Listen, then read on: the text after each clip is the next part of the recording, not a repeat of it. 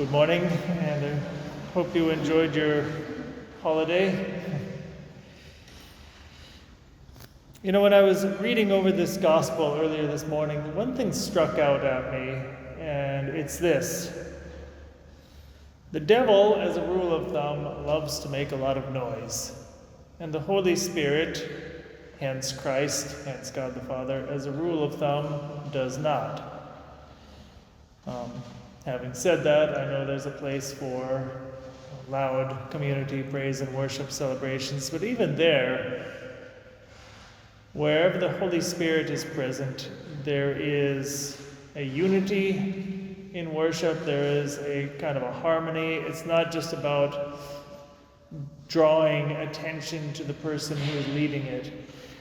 And the demon loves to do everything he can just to cause turmoil and to draw attention to himself. So we have Jesus is teaching in Capernaum.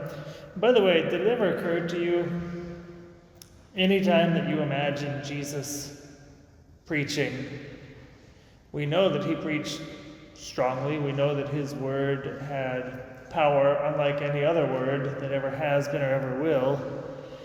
But have you ever pictured Jesus up there yelling, and the way that some preachers and sometimes I myself do? Normally when we picture Jesus, we picture him, he may be speaking with strength, but he's also, there's calm, there's control, okay? So in this gospel we see Jesus appears, he's teaching. The devil has to make a spectacle because frankly the devil can't handle being around the grace of God. And here's what Jesus does that is kind of scandalous, or not scandalous, but surprising to the people.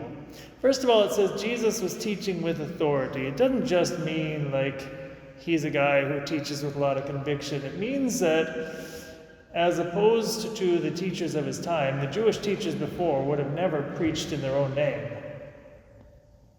They would always refer back to the Torah, and then they would refer back to all the other doctrines of the law. So, as so-and-so said, and in light of this, and taking from this, they were like lawyers who were building a case, building teaching upon teaching based upon the law.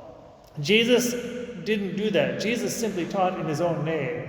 You have read that it was said, you shall not kill. But I tell you, with his own authority. Nobody ever did that before.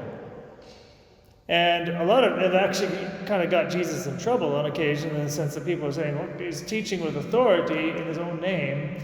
And then he follows it up, though, by showing that when he teaches, it has power. Instantaneously, he casts out a demon.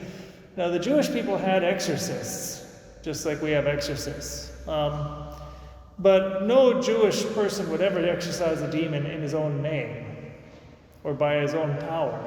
What they would do is they would just simply bombard the demoniac with all the different titles of God.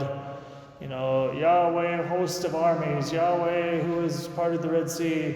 Well, they wouldn't even pronounce the holy name, but they would call him the Lord of hosts, and then all the different titles. They would just bombard the devil over and over again with the different titles of God and the different miracles of God and all the things he did. Jesus just simply says, be quiet, come out of him. Boom, instantaneous.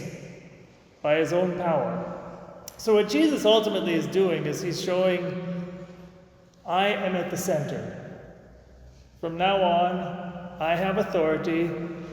He's not boasting, he's simply showing, I will be the new center of worship. From this point onward, if you want to know the Father, and he's the first person who ever called him the Father, but if you want to know God, then you will learn to know God through me. This is essentially what Christ is showing to the world. And he's doing it in a way, like I said, he's drawing attention to himself, but not in a showy way. He's simply letting it be known. I am the pathway from this point onward that leads to God the Father.